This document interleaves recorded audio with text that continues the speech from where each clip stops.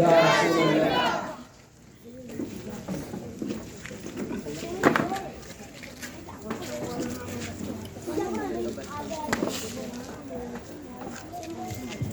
صدر جلسہ حضرت علامہ مولانا سبیر احمد نظام صاحب قبلہ دامت برکاتہم العالیہ آج کے جلسے میں جلوہ افروز ہو چکے ہیں۔ نعرہ تکبیر، نعرہ رسالت، نعرہ رسالت۔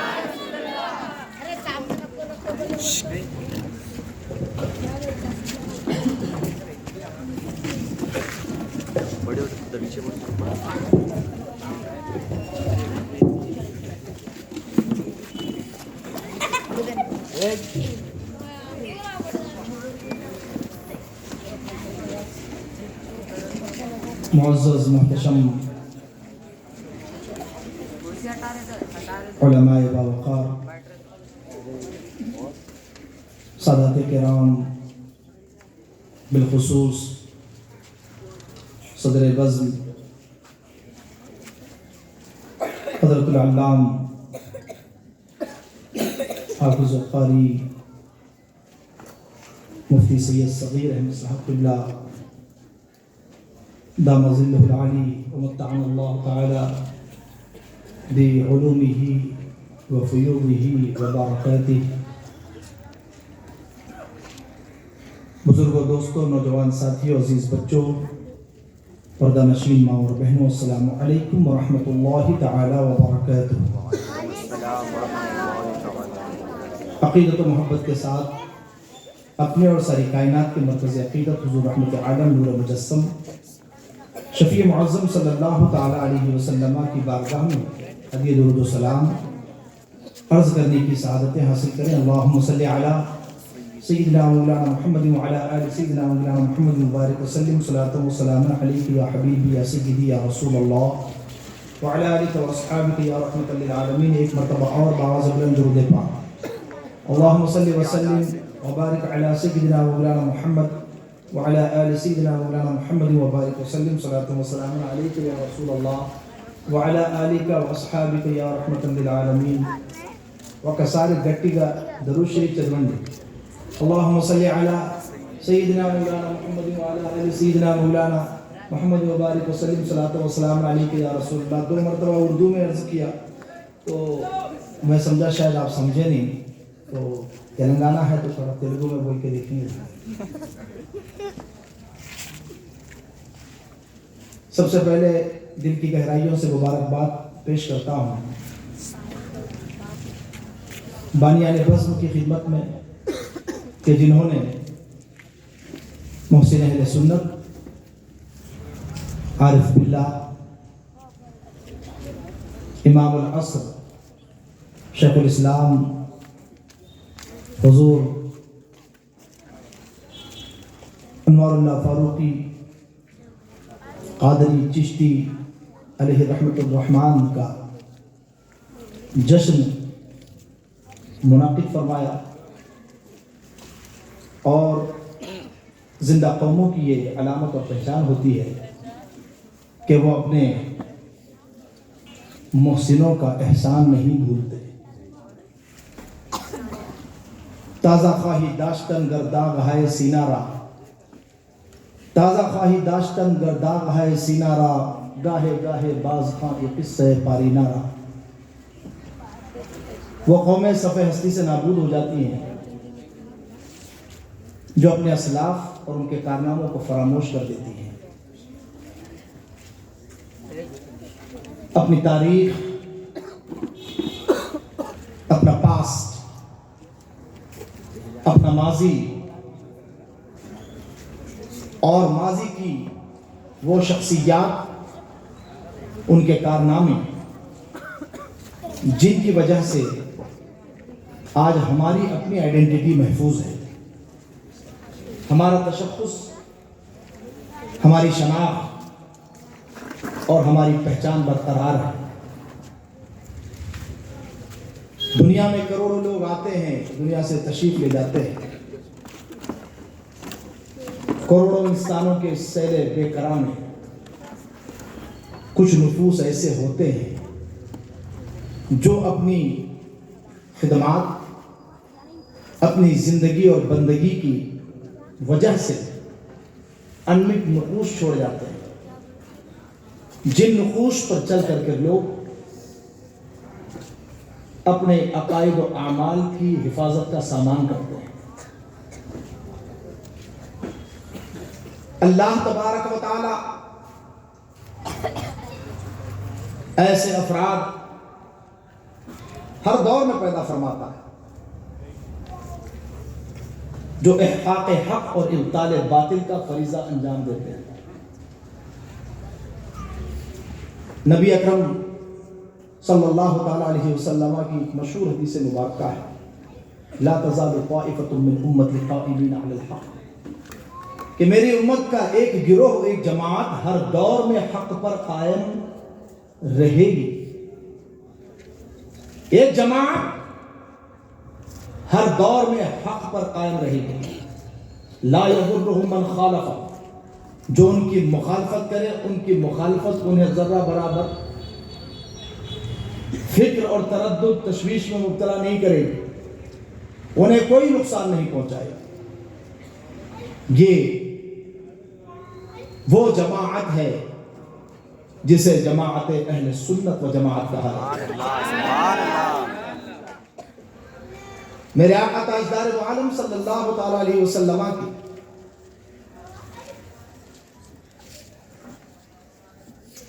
ساری احادیث مبارکہ، تعلیمات مبارکہ آپ سٹڈی کریں۔ میرے آقا صلی اللہ تعالی علیہ وسلم نے اپنی امت کی قیامت تک کے لیے رہنمائی کے خطوط اور اصول متعین فرما دیے ہیں۔ حدیث مبارکہ ہے، مسند امام احمد بن حنبل کے اندر بھی ہے اور بہقی شریف میں بھی، دیگر کتب میں بھی موجود ہے کہ رسول اللہ صلی اللہ تعالی علیہ وسلم نے ایک دن ایک لکیر کھینچی۔ امام بخاری نے بھی اس کو، بخاری شریف، وَأَنَّ هَذَا صِرَاطِي مُسْتَقِيمًا فَاتَّبِعُوهُ وَلَا تَتَّبِعُوا السُّبُلَ فَتَفَرَّقَ بِكُمْ عَنْ سَبِيلِهِ کے اس آیت مبارکہ کی تفسیر میں اس حدیث مبارکہ کو ذکر فرمایا کہ خط لنا رسول اللہ صلی اللہ تعالی علیہ وسلم خطا۔ ایک دن کونین کے تاجدار خاتم النبیین شفیع المذنبین صلی اللہ تعالی علیہ وسلم نے ایک لکیر کھینچی، دوسری روایت میں ہے بیدہی، اپنے دست مبارک سے کی، اور فرمایا کہ یہ ہے سیدھا راستہ۔ اس کے بغیر وقت خطوطا عن یمینہ و شمالہ، اور دائیں بائیں بھی چند لکیریں میرے آقا صلی اللہ تعالی علیہ وسلم نے کھینچی اور ارشاد فرمایا کہ یہ وہ راستہ ہے جو صراط مستقیم اور جادہ حق سے ہٹا ہوا ہے، اور ہر راستے پر شیطان بیٹھا ہوا ہے اور لوگوں کو اپنی طرف بلا رہا ہے۔ تو یہ بات بھی کلیئر ہو گئی۔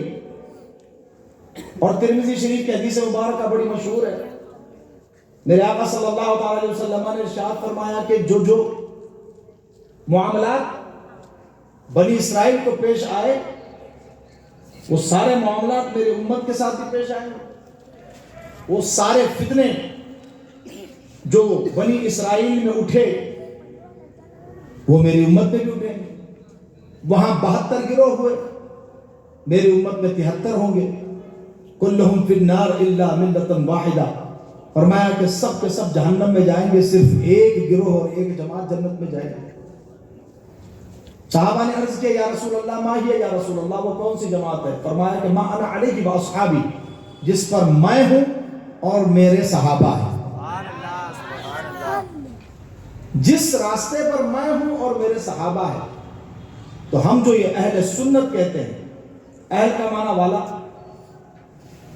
اہل علم علم والے، اہل طریقت طریقت والے، تو اہل السنہ ما انا علیہ کا ترجمہ، والجماعہ واصحابی۔ تو اہل السنہ والجماعہ یہ لفظ جو ہے یہ رسول اللہ کی حدیث کا ترجمہ ہے۔ باقی ساری جماعتیں جو بھی ہیں یہ سب بعد میں نکلی ہوئی جماعتیں، چاہے وہ خوارج ہوں، روافض ہوں، یا ماضی قریب کی نکلی ہوئی جماعت۔ یہ سیدھا راستہ جسے اہل سنت والجماعت کہا جاتا ہے، یہی فرقہ ناجیہ اور کامیاب و کامران جماعت ہے۔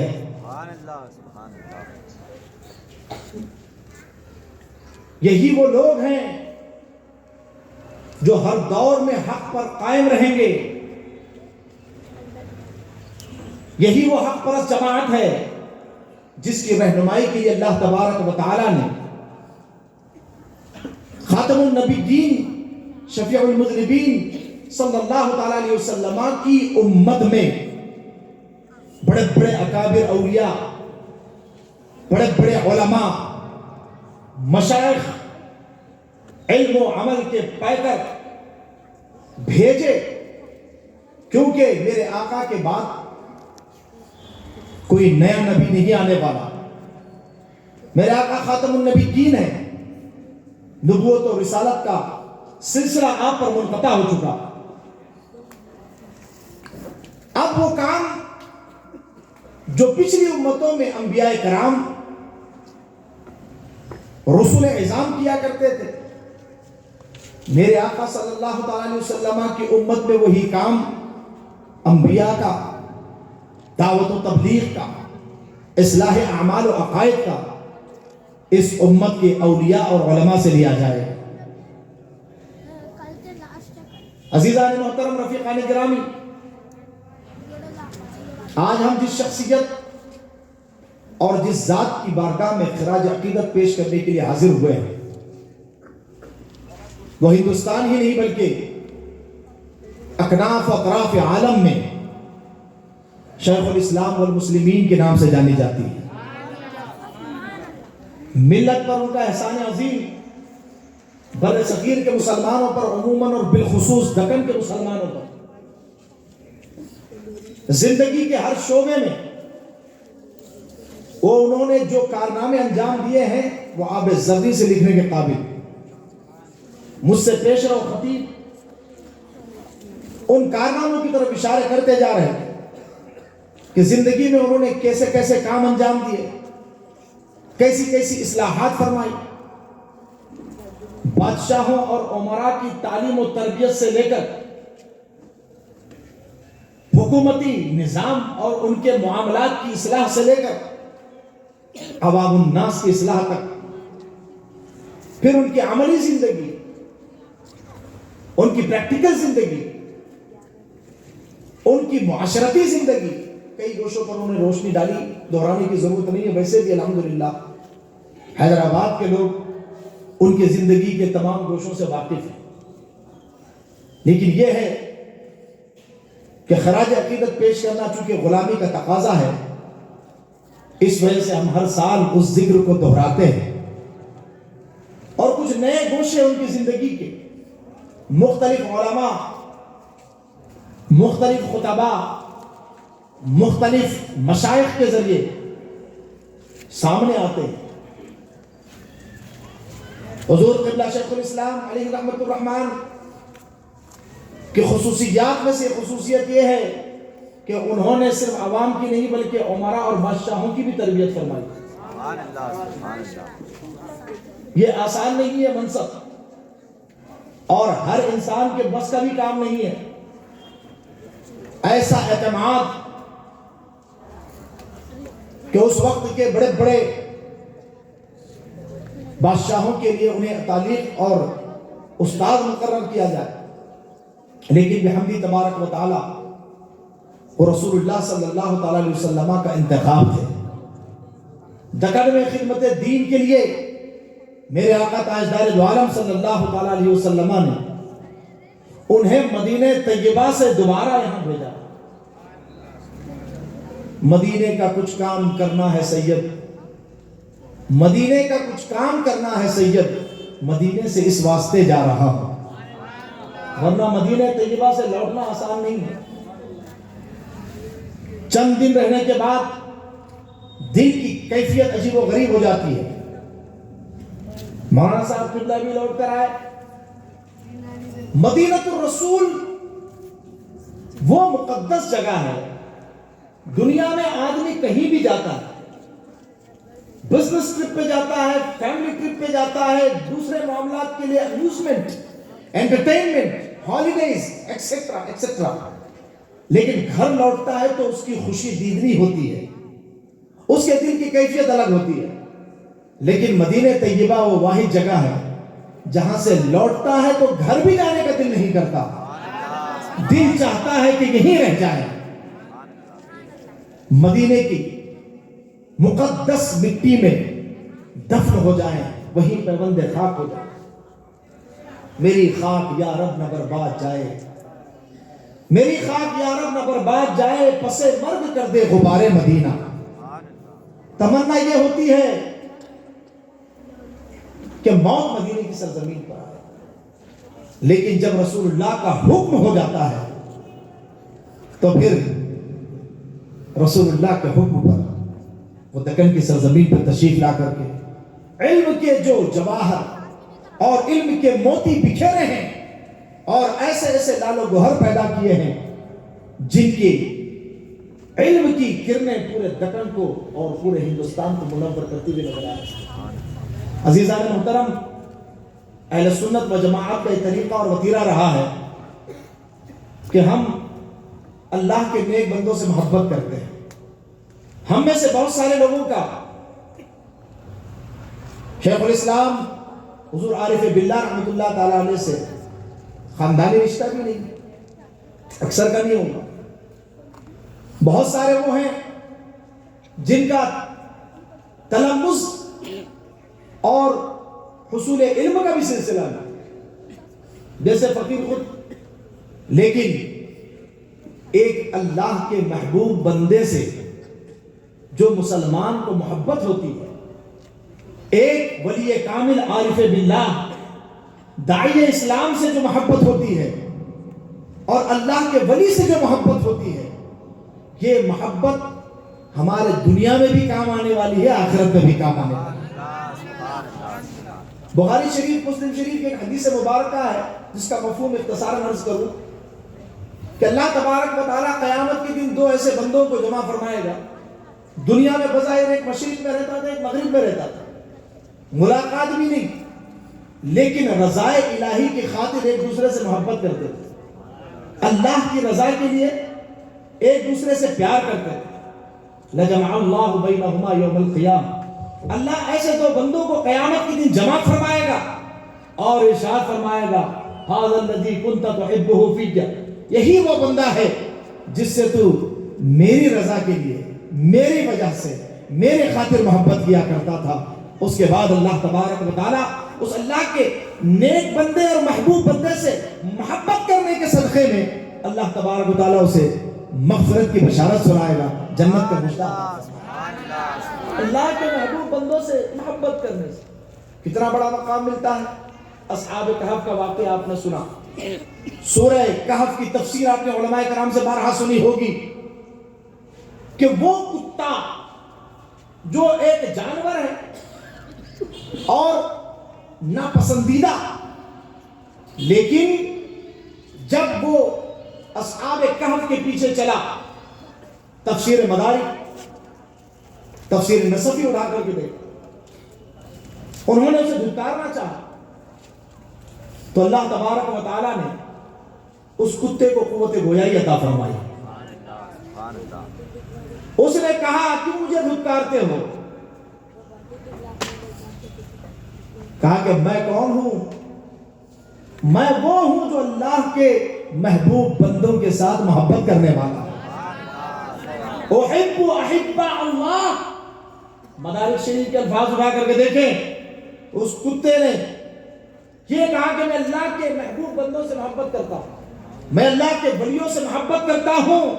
تو اللہ کے محبوب بندوں سے محبت کرنے کا اللہ تبارک و تعالیٰ نے اسے یہ صلہ عطا فرمایا کہ وہ کتا جانور ہونے کے باوجود وہ جنت میں جائے گا. बलअम बाऊर की शक्ल में जन्नत में वो दाखिल होगा और वो बलअम बाऊर कुत्ते की शक्ल में जहन्नम में, गुस्ताखी रसूल की वजह से, नबी और रसूल की बेअदबी की वजह से। अज़ीज़ान मोहतरम, रफ़ीक़ान गिरामी, तो लोग समझते हैं, कहते भी हैं कि ये सुन्नी बड़े अजीब व गरीब लोग हैं। हर जुमेरात एक फातिहा, हर महीने 4 नियाज, गौस बाग की अलग नियाज, गरीब नवाज की अलग नियाज, बानी जामिया शेखुल इस्लाम की नियाज, आला हजरत की नियाज, औलिया कराम की नियाज, जिस जिस वली का उर्स आया उसकी नियाज करते हैं। हमने कहा कि सुन्नी दीवाना नहीं है, हकीकतन बहुत फरजाना है, क्योंकि वो जानता है जिस जिस वली की बारगाह में हम नजर पेश करेंगे इंशाअल्लाह तबारक व तआला वो कब्र में भी हमारे काम आएंगे और आखिरत में भी काम आएंगे। अब बात समझ में आई? अल्लाह वालों से मोहब्बत का बहुत बड़ा फायदा है। सबसे अहम फायदा ये कि अल्लाह तबारक व तआला उनसे मोहब्बत करने के सदक़े में हमारा, और अगर वो मोहब्बत नस्लों में मुंतकिल हुई तो नस्लों का ईमान भी महफूज फरमा देता है, उनका अकीदा भी महफूज फरमा देता है। औलिया अल्लाह के दामन से वाबस्तगी ये तहफ़्फ़ुज़ अक़ाइद और ईमान की ज़मानत है। आप अपने अतराफ़ और जवानिब का मुताला करें और देखें गुमराह कौन लोग हुए। यकीनन आप पाएंगे कि वही गुमराह हुए जिन्होंने बुजुर्गान दीन से अपना ताल्लुक तोड़ लिया, जिन्होंने औलिया अल्लाह से अपना नाता तोड़ लिया, जिन्होंने बुजुर्गान दीन के ताल्लुक को जरूरी नहीं समझा, ये समझा कि अब हमें कोई जरूरत नहीं है, हमने कुरान पढ़ना सीख लिया, हमने हदीस पढ़नी सीख ली है, ये काफी वाफी है। नहीं नहीं, बल्कि अल्लाह वालों का दामन थामना ये इंतहाई जरूरी है, क्योंकि तेरे गुलामों का नक्शे कदम है राह खुदा, वो क्या बहक सके जो ये सुराग लेके चले। अल्लाह के महबूब बंदे, नेक बंदे जिस रास्ते पर चले उनके नुकूशे कदम पर कदम रख करके उनके पीछे पीछे चले, तो अल्लाह तबारक व तआला ने फरमाया कि वत्तबि सबील मन अनाब इलैया, तरीका उसका इख्तियार करो जो मेरी तरफ रुजू लाया, जो मेरा मुती बंदा था, मेरा फरमाबरदार था, मेरा वली था, मेरा महबूब था। अगर तुम उसके नुकूशे कदम को इख्तियार करोगे तो वो जहां पहुंचा है अल्लाह के कुर्ब में, पीछे पीछे तुम भी वहीं पहुंच जाओ। नारे तकबीर, नारे रिसालत, नारे हैदरी, उलमाए अहले सुन्नत, उलमाए अहले सुन्नत। रफ़ीक़ान गिरामी, तफसील का वक्त नहीं है और मेरे बाद एक और जामे खिताब भी आपको समाप्त फरमाना है। मेरे अजीज और मेरे दोस्तों,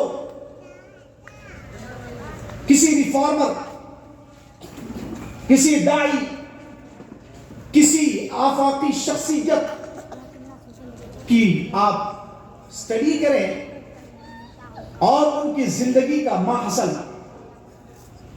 और लुब्बे लुबाब अगर चंद अल्फाज में जिक्र करना चाहें तो ये निकल के आता है कि उन्होंने अपनी जिंदगी लोगों के ईमान और अमल के तहफ़्फ़ुज़ के लिए वक्फ फरमा दी। सारी बातों का खुलासा ये कि लोगों का ईमान भी बचाना है, लोगों का अकीदा भी बचाना है और लोगों के अमाल की भी इस्लाह करनी है। बानी जामिया शेखुल इस्लाम आरिफ बिल्लाह हुजूर शाह अनवारुल्लाह रहमतुल्लाह ताला अलैह, आपकी जिंदगी मुबारक का भी लम्हा लम्हा इन्हीं दो मकासद में सर्फ हुआ है। अकीदे की इस्लाह, अमाल की इस्लाह, ये दोनों जरूरी है, क्योंकि अकीदा है फाउंडेशन, अमाल है फल फूल समरात नताइज। अगर अकीदा दुरुस्त ना हो तो अमल अल्लाह की बारगाह में कबूल नहीं किया जाता। अकीदा फाउंडेशन है और उस पर जो अमाल है उससे समरात जाहिर होते हैं। अगर किसी का अकीदा दुरुस्त ना हो तो चाहे जितना अमल कर ले रब की बारगाह में मकबूल नहीं। आप मकासिद इस्लाम का मुताला करें, अनवार अहमदी का मुताला करें, शेखुल जामिया बानी जामिया شیخ الاسلام رحمۃ اللہ تعالی علیہ نے فرقہ باطلہ کا جا بجا رد بلیغ فرمایا. جی دلائل کے ساتھ، براہین کے ساتھ، پوری شائستگی کے ساتھ، باوقار انداز اور اچھے مسلم اور اچھے داعی کی یہ پہچان ہوتی ہے کہ وہ فریق مخالف کا بھی رد کرے تو شائستگی کو نہ چھوڑے. لوگ یہ سمجھتے ہیں کہ رد کرنا آسان ہے، رد انتہائی مشکل کام ہے، مشکل فن ہے. لوگ آپا کھو بیٹھتے ہیں، اس سے فائدہ کم نقصان زیادہ ہوتا ہے. حضور شیخ الاسلام رحمۃ اللہ تعالی علیہ کا انداز آپ ملاحظہ فرمائیں. یہ بدعت کا فتنہ نیا نہیں ہے، آپ کے زمانے میں موجود تھا. یہ میلاد بدعت، فلاں چیز بدعت، مراسم اہل سنت بدعت، معمولات اہل سنت بدعت. آپ نے اتنی خوبصورتی سے ان کا رد فرمایا. مجھے بات اتنی پیاری لگی آپ کے کتب بینی کے بعد. فرماتے ہیں کہ ایسی توحید جس میں تعظیم رسالت نہ ہو، صرف اللہ ہی کو ماننے کی توحید، کہا کہ یہ خود بدعت ہے. کس سمجھا؟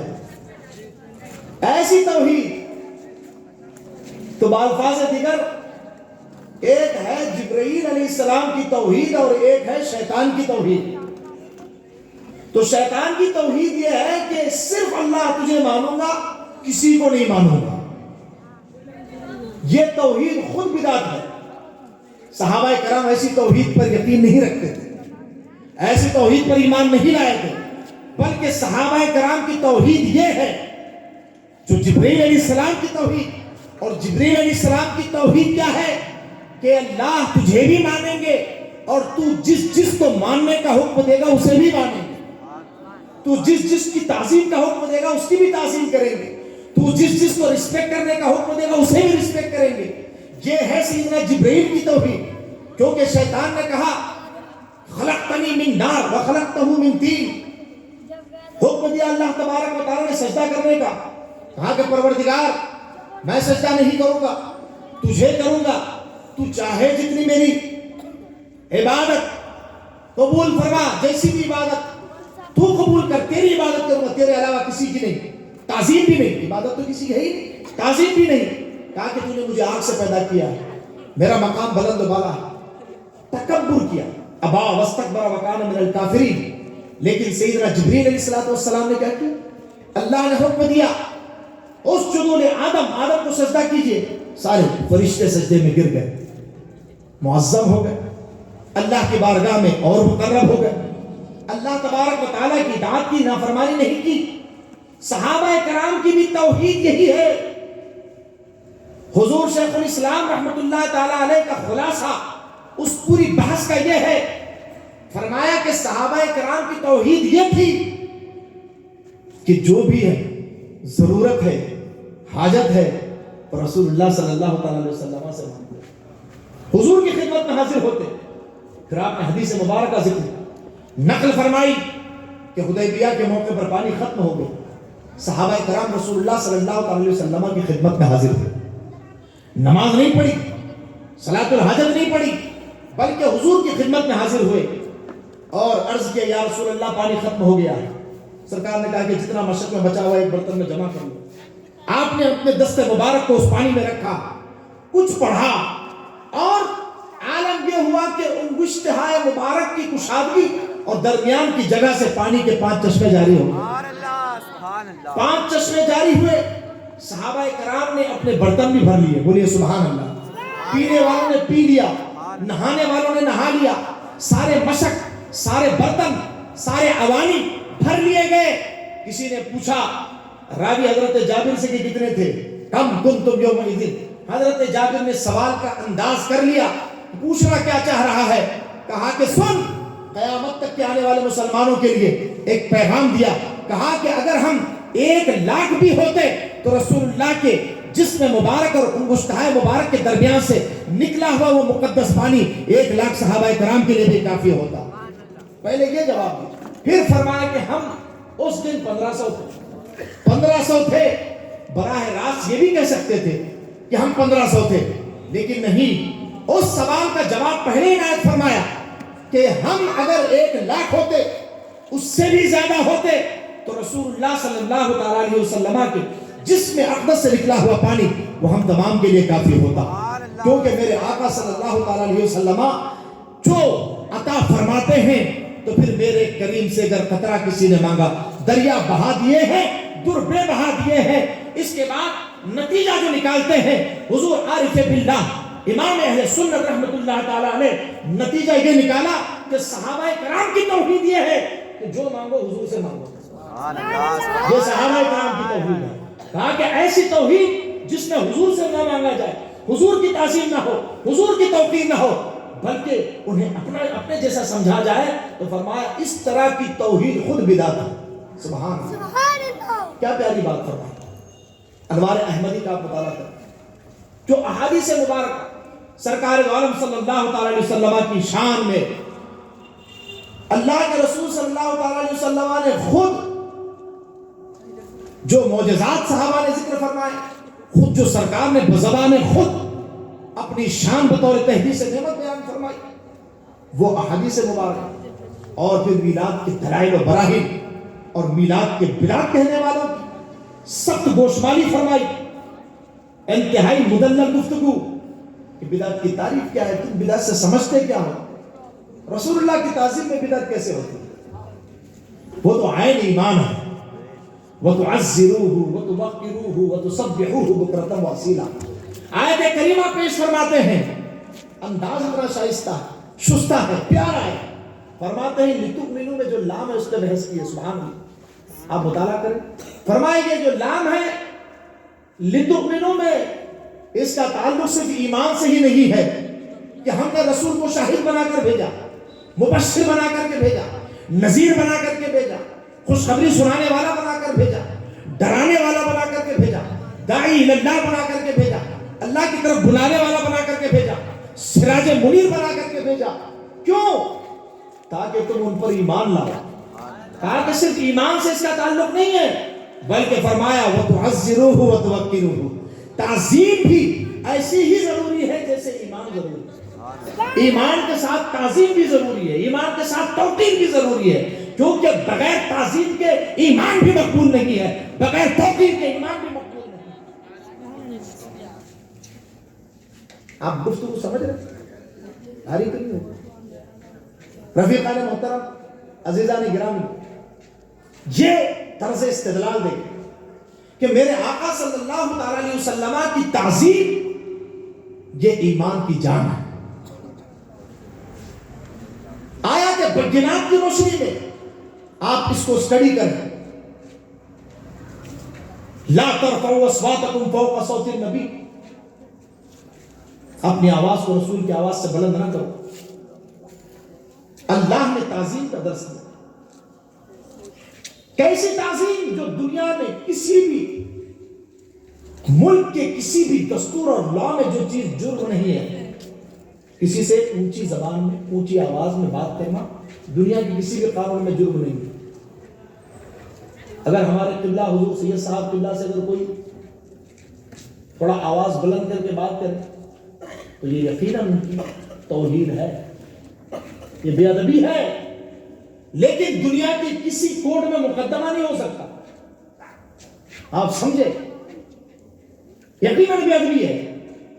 اگر کوئی آپ سے، آپ کا دوست، آپ کا رشتہ دار، پڑوسی آواز بلند کر کے بات کرے، آپ پھوٹ جاؤ، نوٹس بھیجو، قبول نہیں ہوگا. کہا جرم کیا ہے؟ کہا زور سے بات کیا میرے سامنے، اونچی آواز میں گفتگو کی ہے. تو اونچی آواز میں گفتگو کرنا دنیا کے کسی بھی قانون میں جرم نہیں ہے. لیکن دنیا کے قانون اور ہے، مصطفیٰ کی بارگاہ کا قانون اور ہے. دنیا کی تعظیم اور ہے، میرے آقا کی تعظیم اور ہے.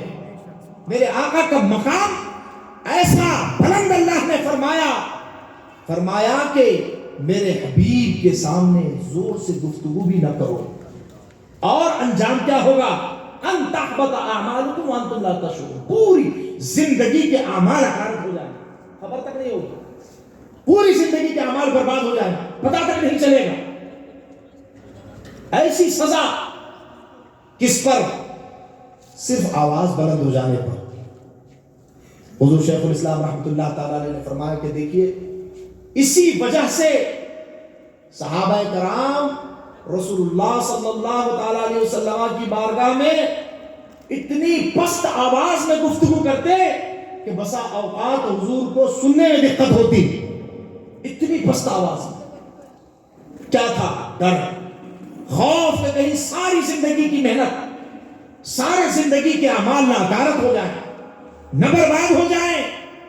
تو فرمایا یہ ہے حضور کی تعظیم کا انداز، ادب گاہست زیر آسمان، از عرش نازک تر نفس گم کردہ می آیت جنید و بایزیدی جا، کہ حضور کی بارگاہ وہ بارگاہ ہے کہ جنید بغدادی، بایزید بستانی جیسے اکابر اولیاء کرام آتے ہیں تو زور سے سانس نہیں لیتے، کیونکہ یہ محبوب رب العالمین کی بارگاہ ہے، اللہ کے محبوب کی بارگاہ ہے، یہاں زور سے سانس لینا بھی جرم سمجھتے ہیں۔ لیکن آج افسوس یہ ہے کہ بہت سارے احباب وہاں جاتے ہیں، زور زور سے آواز کرتے ہیں، زور زور سے نعرے لگاتے ہیں، معاذ اللہ۔ ارے نعرہ وہاں نہیں، دوسری جگہ لگائیے، اپنے ملکوں میں لگائیے۔ حضور کے مواجہ اقدس میں نعرہ بھی نہیں لگا، وہاں صرف صلاۃ و سلام، انتہائی ادب و احترام کے ساتھ سیلفیاں لیتے ہیں، سرکار کے روضہ انور کی طرف پشت کر کے، پیٹ کر کے۔ اللہ اکبر! آپ پڑھیے حضور شیخ الاسلام رحمۃ اللہ تعالی علیہ کی کتابوں کو، ان کی تحریروں کو، کیسا ادب کا درس دیا ہے۔ حالانکہ خود 3 سال حضور کے دیار پاک میں رہے، کیسے، کس ذوق کے ساتھ رہے، کس کیفیت کے ساتھ رہے۔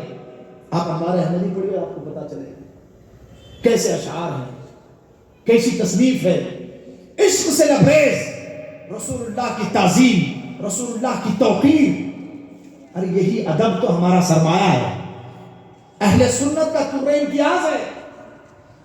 سنیو، اپنے تمام احباب سے کہیں کہ حضور کی بارگاہ میں جائیں تو انتہائی ادب و احترام کے ساتھ، جب تک ذوق ہے مسجد نبوی میں بیٹھیں، جب خیالات منتشر ہونے لگے وہاں سے اٹھ کر کے ہوٹل چلے جائیں، منتشر اور پراگندہ ذہن کے ساتھ حضور کی بارگاہ میں نہ بیٹھیں۔ عبادت کا ذوق جب تک قائم ہے تب تک کے رہے۔ یہ ہمارے اسلاف کے اور بزرگوں کی تعلیم ہے۔ رسول اللہ صلی اللہ علیہ وسلم کی ہمسری کا دعویٰ کرنے والے آپ کے زمانے میں بھی تھے، ہمارے جیسے۔ تو کیا پیاری دلیل، کیسی دلیل پیش فرماتے ہیں۔ دیکھیے شیخ الجامعہ رحمۃ اللہ تعالی علیہ، شیخ الاسلام حضور عارف باللہ محمد انوار اللہ فاروقی رحمہ اللہ تعالی، فرمایا کہ رسول اللہ صلی اللہ تعالی علیہ وسلم کے فضلات مبارکہ خوشبودار تھے۔ دیکھیے دلیل کہاں سے لائی، کہا کہ تمہارا تو یہ عالم ہے کہ گرمی کے موسم میں گرم کپڑے پہنا دو اور اس کے بعد میں کسی کو تھوڑی دیر کے لیے بھیجو تو بھاگ کھڑا ہو، تمہارے پاس رکے گا نہیں، لاہور کا رخ کرتا ہوا بھاگے۔ کہا لیکن میرے آقا صلی اللہ تعالی علیہ وسلم جب گرمی کا موسم ہوتا، میرے آقا آرام فرما رہے ہوتے، حضرت ام سلیم شیشی لا کر کے پسینے مبارک جمع کر رہی ہوتی۔ سبحان اللہ سبحان اللہ۔ پوچھا کیا کرو گی؟ کہا یا رسول اللہ اس کو ہم عطر میں بسائیں گے، کیونکہ ایسی کوئی خوشبو ہی نہیں ہے جیسا آپ کا پسینہ مبارک ہے۔ واللہ جو مل جائے میرے گل کا پسینہ، مانگے نہ کبھی عطر نہ پھر چاہے تو۔ ان ساری احادیث مبارکہ کو جمع فرمایا اور کہا کہ کہاں ہے وہ ہمسری کے دعوے دار جو رسول اللہ کے فضلات مبارکہ کا کوئی مقابلہ نہیں کر سکتا۔ سیدہ عائشہ صدیقہ رضی اللہ تعالیٰ عنہ کی روایت ہے کہ ام المومنین ایک مرتبہ تشریف لے گئی، سرکار ضرورت سے فارغ ہو کر تشریف لائے، کچھ نہیں تھا کیونکہ سرکار کے فضلات مبارک زمین نگل جایا کرتی، اس جگہ خوشبو اور کستوری سے زیادہ اچھی خوشبو. یہ ہے حضور شیخ الاسلام انوار اللہ فاروقی رحمۃ اللہ تعالی علیہ کا انداز عشق. یہی مرتبے عطا کرتا ہے, یہی رتبے عطا کرتا ہے, یہی بلندیاں عطا کرتا ہے. علم تو دوسروں کے پاس تھا لیکن تکبر اور گھمنڈ نے برباد کر دیا. من تواضع للہ رفعہ اللہ. علم کے ساتھ جہاں تواضع اور انکساری ہوتی ہے, حضور کی بارگاہ کا ادب ہوتا ہے, وہاں بلندیاں اللہ عطا فرماتا ہے, اللہ کے رسول عطا فرماتے ہیں. پھر وہ عالم ہوتا ہے کہ ان کا کام بھی زندہ ہوتا ہے, ان کا نام بھی زندہ ہوتا ہے. یہی وجہ ہے کہ 108 برس ہو چکے ہیں لیکن خوشبو دن بدن زیادہ ہو رہی ہے. جن ممالک میں کتابیں نہیں پہنچی تھی الحمدللہ اب کتابیں پہنچ رہی ہیں. پاکستان وغیرہ کے کئی مشائخ سے الحمدللہ ہماری گفتگو ہوئی, انہوں نے کہا کہ ہم نے ہمارے احمدی کا مطالعہ نہیں کیا تھا, بہت بعد میں ہمارے پاس کتابیں پہنچی. مقاصد اسلام کی 11 جلدیں بعد میں پہنچی ہیں. کہا کہ ہم جانتے نہیں تھے کہ دکن کی سرزمین پر ایسی ابتری شخصیت بھی گزری ہے. نے کہا یہ ہماری کوتاہی ہے کہ ہم وہاں تک نہیں پہنچا سکتے, ورنہ تو خوشبو اب آہستہ آہستہ مزید پھیل رہی ہے. کیونکہ یہ مقبولان بارگاہ الہی ہے. بے نشانوں کا نشان مٹتا نہیں, مٹتے مٹتے نام ہو ہی جائے گا. یہ خوشبو مزید پھیلے گی جیسی جیسی تحریریں اور آپ کی مقدس تصانیف چہاردام کے عالم میں, اطراف و اکناف عالم میں پھیلیں گی. انشاءاللہ آپ کی مقبولیت مزید عام و تام ہو جائے گی. کیونکہ ان الذین آمنوا وعملوا الصالحات سیجعل لهم الرحمن ودا. بے شک جو ایمان لائے اور عمل صالح کریں, لوگوں کے عقائد کی اصلاح کریں, لوگوں کے اعمال کی اصلاح کریں, اللہ ان کے دلوں میں, لوگوں کے دلوں میں ان کی محبت ڈال دیا کرتا ہے. تو یہ محبت کس کے دل میں ہے؟ مومنین کی. کون ڈالتا ہے؟ اللہ تبارک و تعالیٰ. ایک نقطے کی طرف توجہ کہ اولیاء کرام کی محبت مومنوں کے دلوں میں اللہ ڈالتا ہے. توجہ ہے آپ لوگوں کی, کیا کہہ رہا ہوں؟ اولیاء کی محبت مومنوں کے دلوں میں کون ڈالتا ہے؟ اللہ ڈالتا ہے. تو بات سمجھ میں آ گئی کہ جن کے دلوں میں ولیوں کی محبت نہیں, اللہ نے نہیں ڈالی. جن کے دلوں میں اولیاء کی محبت نہیں ہے, محروم ہے کہ اللہ نے ان کے دلوں میں محبت نہیں ڈالی ہے. ہمارے دل الحمدللہ منور ہیں, روشن ہیں, کیونکہ اللہ نے ہمارے دلوں میں اللہ والوں کی محبت ڈالی. یہ عطیہ الہی ہے, یہ تحفہ الہی ہے. اس کو سنبھال کے رکھیے, اس کی جتن کیجئے, اس کی حفاظت کیجئے, اسے حرز جا بنائیے کہ کوئی ڈاکو آ کر کے اولیاء اور صالحین کی محبت ہمارے دلوں سے نہ چرا کر لے جائے. اس کی حفاظت کیجئے کیونکہ یہ اللہ کا انعام ہے. عزیزان محترم, رفیقان گرامی, بحمدی تبارک و تعالی آپ جتنا پڑھتے جائیں گے, حضور شیخ الجامعہ شیخ الاسلام رحمۃ اللہ تعالی علیہ کو آپ کو پتا چلے گا کہ وہ پہلو در پہلو شخصیت کے مالک تھے, ملٹی ڈائمینشنل پرسنالٹی. کیونکہ بعض لوگ وہ ہوتے ہیں جن کے اندر تنظیمی صلاحیت ہوتی ہے, وہ تنظیم کر رہے ہیں. بعض لوگ وہ ہوتے ہیں جن کے اندر اصلاح کرنے کا پہلو غالب ہوتا ہے تو وہ اصلاح کر رہے ہوتے ہیں. بعض لوگ وہ ہوتے ہیں جن کا تعلق خطابت سے ہوتا ہے, وہ خطابت کر رہے ہوتے ہیں. بعض لوگوں کا تعلق تصنیف و تعلیف سے ہوتا ہے, وہ صرف رائٹر اچھے ہوتے ہیں. لیکن میں نے جو مطالعہ کیا الحمدللہ میں نے پایا کہ وہ ان کی ذات ملٹی ڈائمینشنل ہشت جہت شخصیت کے مالک. ان کے اندر اصلاح کا بھی جو پہلو ہے وہ انتہائی نمایاں ہے. ان کی ذات میں علم بھی نمایاں ہے, ان کی ذات میں عمل بھی نمایاں ہے, ان کی ذات میں تحریر بھی نمایاں ہے, ان کی تقریر بھی بے مثال ہے, ان کا انداز زندگی, انداز بندگی بے مثال ہے. آپ کے معمولات زندگی پڑھیے تو ایک اللہ کے نیک اور ولی کی جو معمولات ہوتے ہیں اس طرح کے معمولات. تہجد کبھی قضا نہیں ہو رہی, صلاۃ اوابین ہے, چاشت ہے, اشراق ہے, معمولات ہے, قرآن مجید کی تلاوت ہے, ان تمام چیزوں کے ساتھ یہ لیکن مشن ہے لوگوں کے ایمان و عقیدے کی حفاظت کرنا. یہ مشن ہے. تو اپنے اعمال کی, اپنے عقائد کی حفاظت. اور تو اور چونکہ فاروقی تھے, جلال فاروقی, سبحان اللہ, وہ تیور آپ کو حضرت مجدد الفسانی شیخ احمد سرہندی رحمۃ اللہ تعالی علیہ جو فاروقی جلال ہے اس کی ایک الگ شان ہے. وہ حق و باطل کے درمیان امتیاز کرنے والے. ان کے جد کریم فاروق اعظم جب انہوں نے اسلام قبول کیا تو ان کا لقب ہوا فاروق. حق و باطل کے درمیان فرق کرنے والے. سب سے پہلے جیسے ہی آپ نے اسلام قبول کیا عرض کیا یا رسول اللہ ہم حق پر ہیں. سرکار نے فرمایا حق پر ہیں. تو کہا کہ پھر کعبۃ اللہ میں عبادت کیوں نہیں ہوتی؟ ہم چھپ چھپ کر دائرہ ارقم میں کب تک عبادت کریں گے؟ کہا کہ اب کعبۃ اللہ میں نماز ادا کی جائے. 2 صف بنی, جلوس نکلا.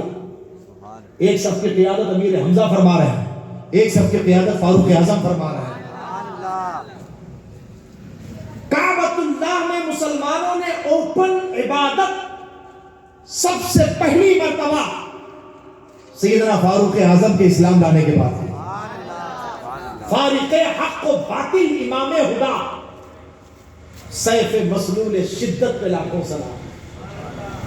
تو وہ فاروقی رنگ حضور شیخ الاسلام کے اندر بھی پایا جاتا ہے.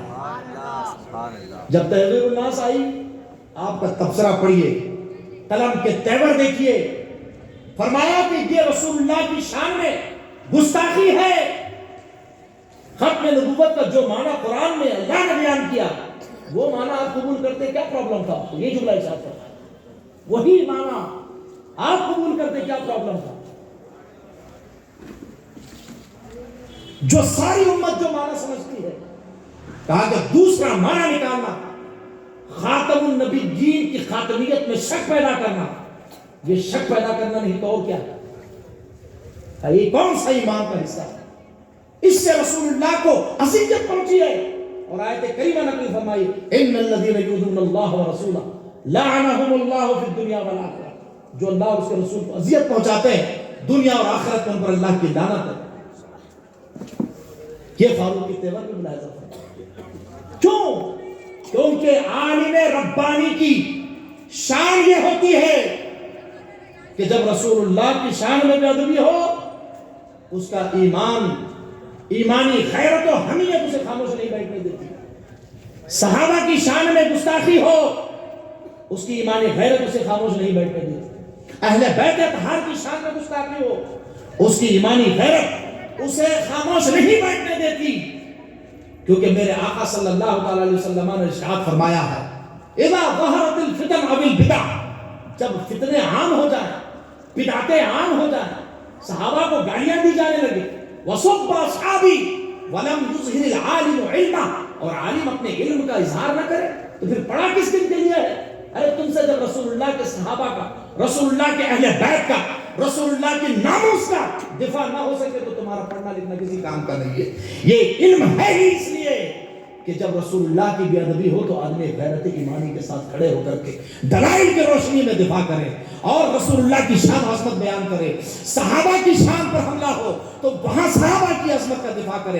اہل بیت پر حملہ ہو اہل بیت کی شان و عظمت کا دفاع کرے. الحمدللہ کفار و مشرکین کا رد تو ہے, لیکن جو اسلام کے نام پر یہ بنے ہوئے فرقے جب انہوں نے صحابہ و اہل بیت کی شان میں گستاخیاں کی ہیں, آپ مقاصد اسلام کی 6 جلد اٹھا کر کے پڑھیے کیسے تیور ہے. رافضیوں کی کتابوں سے رافضیوں کا رد فرمایا, ایسا انداز اختیار فرمایا, کہا کہ اہل سنت و جماعت وہ واحد جماعت ہے جو راہ حق پر ہے اور نجات پانے والی ہے. آج توبہ کر لو, یہ موقع ہے, توبہ کرو گے آ جاؤ اسلام کے اندر, اسلام میں داخل ہو جائے.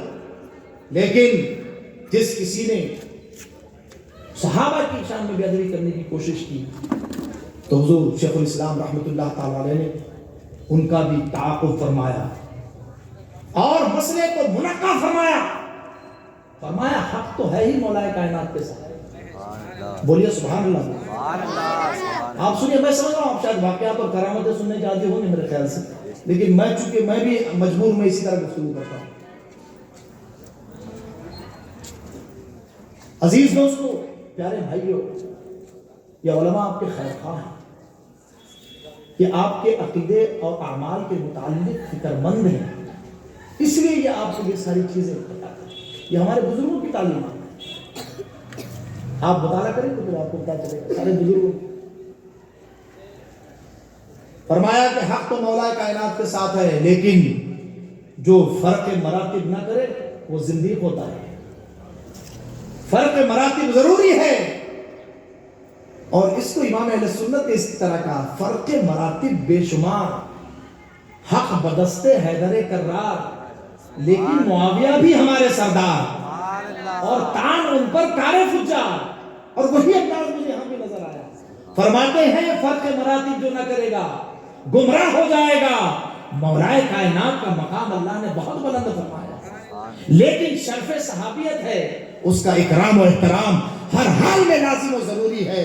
حق مولائے کائنات کے ساتھ ہے، لیکن جو صحابہ کرام حضرت مولا علی مشکل کشا کے مقابلے میں آئے، چاہے وہ ام المومنین ہو، چاہے وہ حضرت امیر معاویہ ہو، دیگر صحابہ ہو، کہا کہ وہ خطا اجتہادی ہے، ان کا احترام اور اکرام لازم. اور پھر ایک پیاری بات کہی، اور اس کو ناسخ التوارث سے باضابطہ حوالے کے طور پر پیش کیا. کیا فرمایا؟ کہا کہ ان کو کبھی مولا علی نے گالی نہیں دی. جو ان کے مقابلے میں آئے، مولا علی نے کبھی ان کو برا بھلا نہیں کہا، کیونکہ مولا ہمارے مولا ہے. گالی دینا ان کی شان نہیں ہے، وہ کسی کو گالی نہیں دیتے. انہوں نے ایک جملہ ارشاد فرمایا، ان کی کتابوں میں بھی ہے، ہماری کتابوں میں بھی ہے، لیکن حضور شیخ الاسلام نے ان کی کتاب سے دیا. کم سے کم ان کی کتابوں سے کہے تم تو ان کی کتاب صحیح مانتے ہو، اپنی کتاب کو اس کا حوالہ مان لو. کہا کہ نحنو اہل بیت الرحمہ والمغفرہ، ہم تو اہل بیت ہیں جو اہل بیت رحمت ہیں، اہل بیت مغفرت ہیں. ہمارے ساتھ جو زیادتی بھی کرے تو ہم اسے معاف فرما دیتے ہیں، ہم معاف کر دیتے ہیں.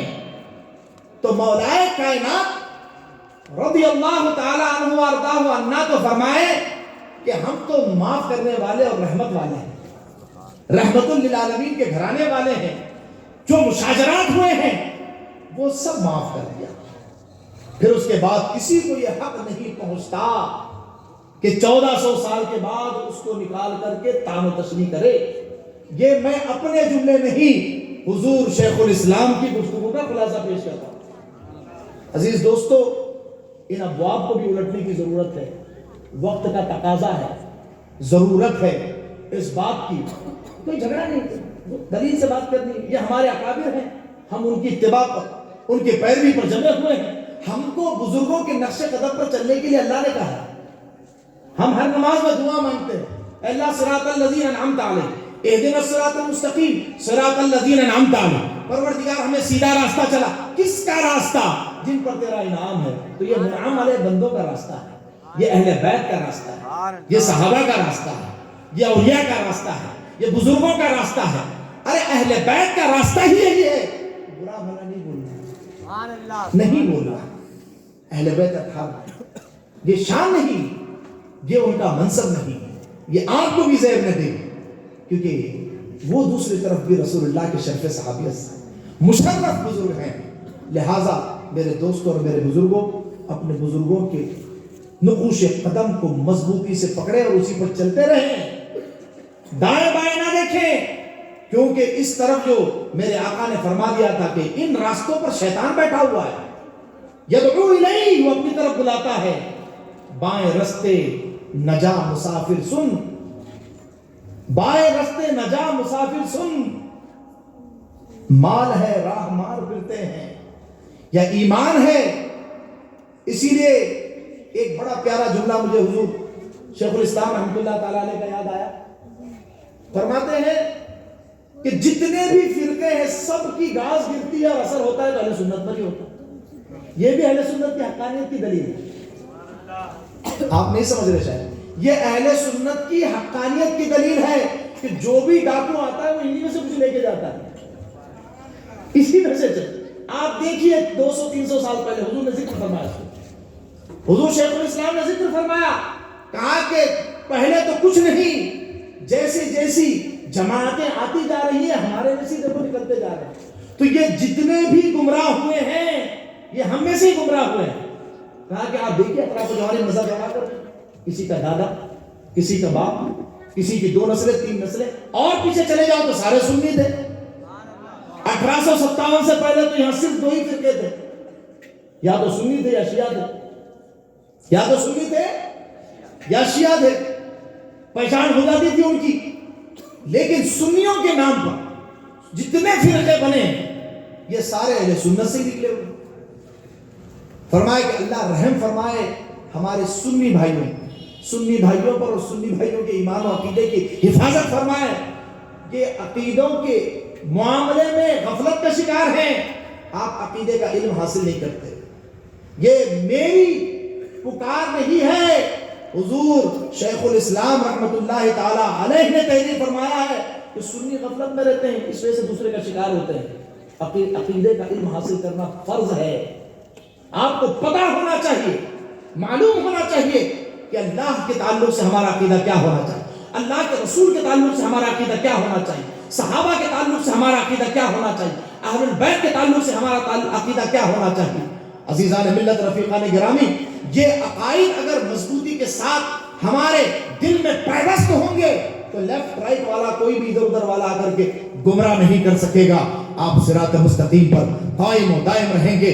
عزیزان محترم، رفیقان گرامی، اس راستے پر قائم رہنا تمام فرضوں سے زیادہ اہم فرض ہے، اور لوگوں کے ایمان و عقیدے کی حفاظت کرنا علماء کا فریضہ ہے کہ وہ علماء ذمہ داری ادا کرتے ہوئے لوگوں کو سیدھے راستے کی رہنمائی کریں۔ الحمدللہ ہمارے علماء اہل سنت اپنی ذمہ داری کا احساس کرتے ہوئے اس کو ادا کرتے ہیں۔ اب آپ کی ذمہ داری یہ ہے کہ اہل سنت کے سچے مذہب پر استقامت کے ساتھ جمے رہیں۔ عزیزان محترم، رفیقان گرامی، اللہ جل وعلا ہمیں اور آپ کو سب کو اہل سنت پر استقامت عطا فرمائے، بزرگوں کے نقش قدم پر مضبوطی کے ساتھ قائم و دائم رہنے کی توفیق عطا فرمائے۔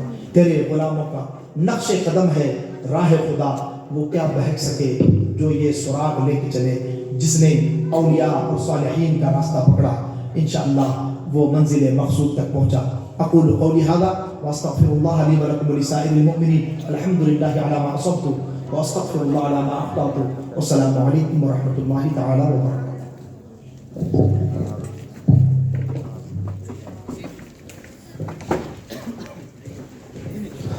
سبحان اللہ۔ ابھی آپ علمی، نورانی اور عرفانی خطاب سماعت کر رہے تھے۔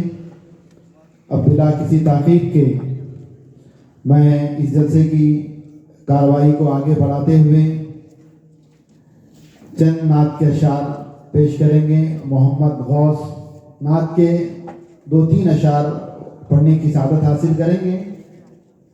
میں محمد غوث سے درخواست کر رہا ہوں کہ وہ نعت رسول سنانے کی سعادت حاصل کریں۔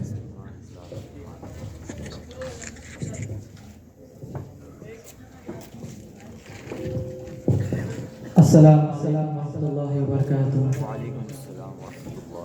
حمد پاک چل شاہ، ایک مرتبہ درود پاک پڑھی۔ صلی اللہ علیہ یا